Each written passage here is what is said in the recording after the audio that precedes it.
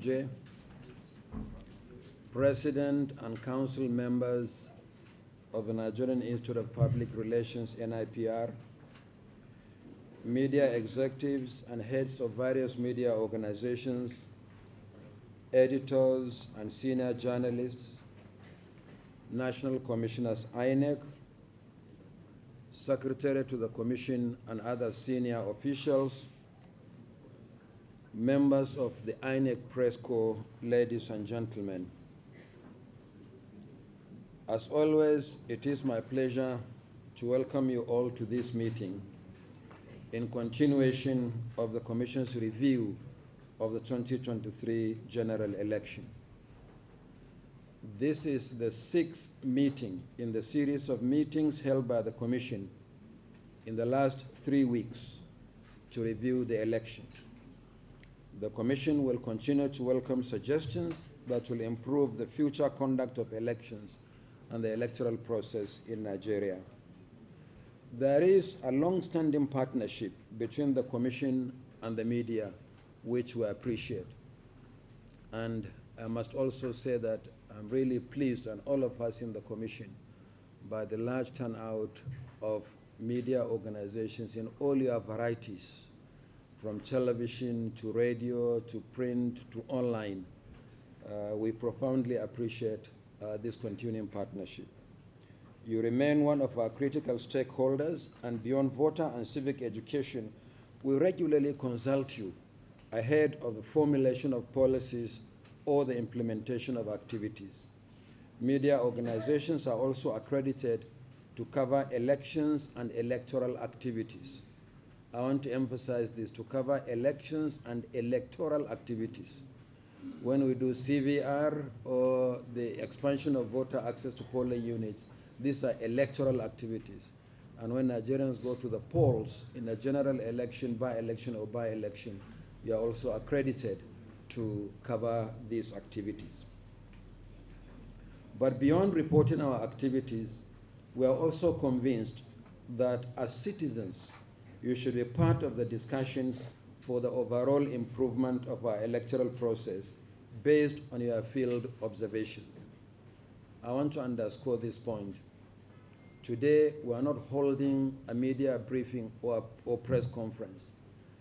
We are meeting with media executives to tell us what they observed in the field during the last election. Because before you are media executives, before we are election managers, we are above all citizens of Nigeria.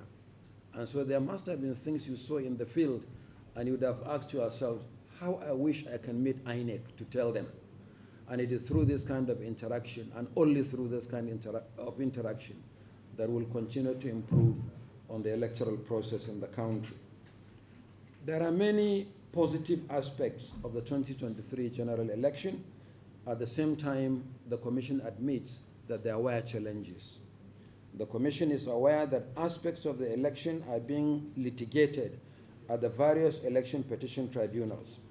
While we are careful not to touch on issues that are clearly sub judice, it is appropriate to review the election broadly as enumerated on the agenda for this meeting, and the copies of the agenda are contained in your folders.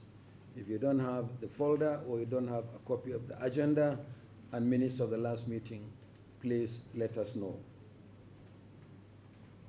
More specifically, and from your practical experience of reporting or analyzing the election, we would like to hear your observations and suggestions on the processes and procedure for, number one, accreditation of media organizations.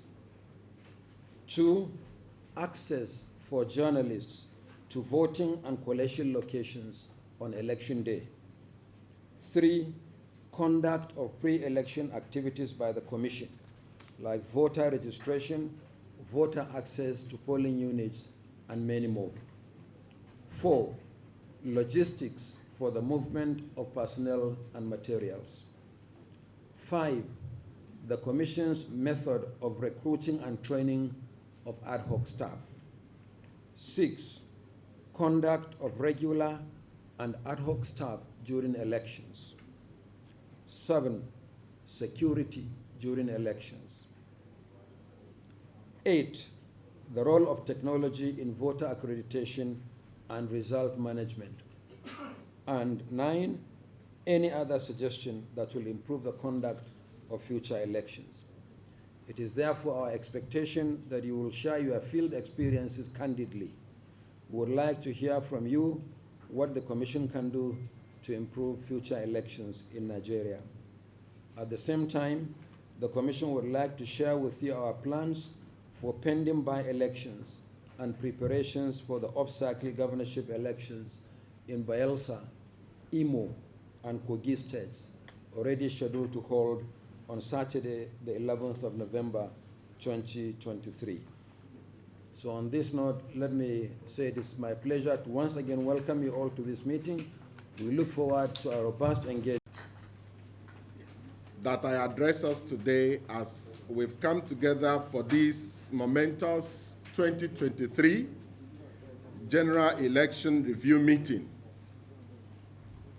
I want to extend my warmest greetings and heartfelt appreciation to each and every one of us for gracing this quarterly consultative meeting, which no doubt holds profound significance for our nation's democracy and the role of the media.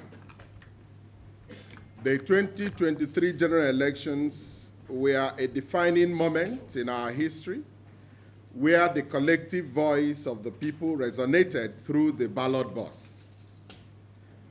As the fourth estate of the realm, we, the media, played a crucial role in upholding the pillars of democracy, transparency, accountability, and the right to information.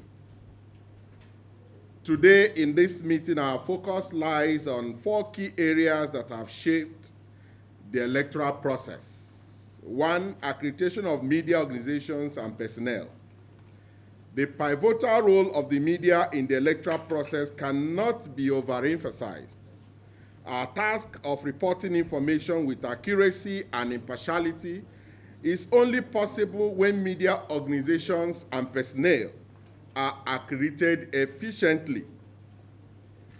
This is therefore a platform for us to use to assess the accreditation process during the 2023 elections and also explore ways to enhance its effectiveness. By streamlining this process, we can ensure that qualified journalists have unhindered access to cover election events, fostering trusts and credibility in our reporting. Coverage of election by mainstream social and online media. In an era dominated by technology, the dissemination of information has transcended traditional boundaries.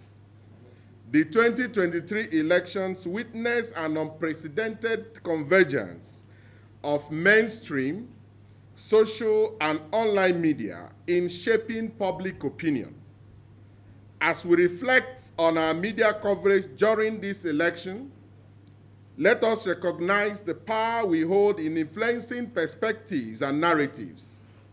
We must critically analyze the impact of our reporting, ensuring that it remains fair, balanced, and free from any undue influence. Striking this balance is essential for fostering an informed and engaged citizenry. Public enlightenment and voter education. An enlightened and educated electorate is the backbone of any thriving democracy. Our commitment to public enlightenment and voter education remains unwavering. During the 2023 elections, we undertook the noble responsibility of educating citizens on their rights, the electoral process, and the candidates vying for various offices.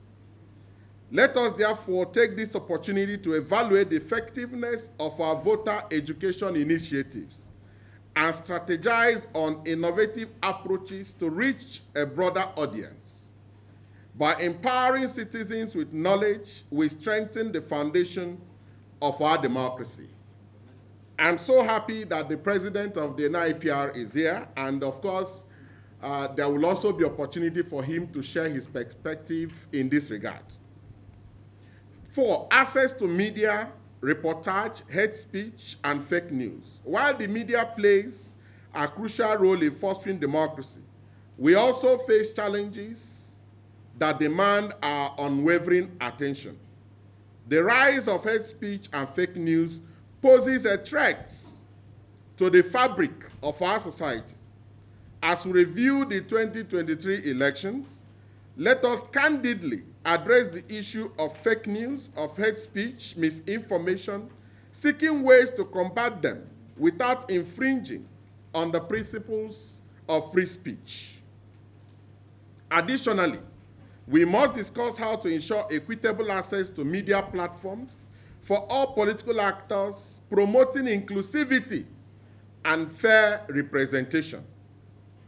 In conclusion, this review meeting is an invaluable opportunity for introspection and improvement. I therefore urge us all to seize this opportunity to contribute thoughtfully, honestly, and constructively. Our collective efforts will shape the future of media involvement in Nigeria's electoral process and by extension, the health of our democracy.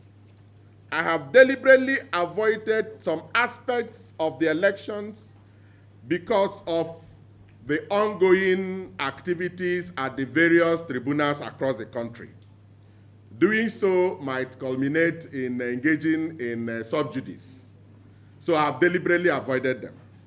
I extend my heartfelt gratitude to the chair, the Honorable Chair of INEC, and indeed the entire leadership of the Commission for fostering this vital partnership with the media. Together, we will continue to uphold the values of truth, integrity, and public service, ensuring that our democracy thrives for generations to come. Thank you, and may God bless us all.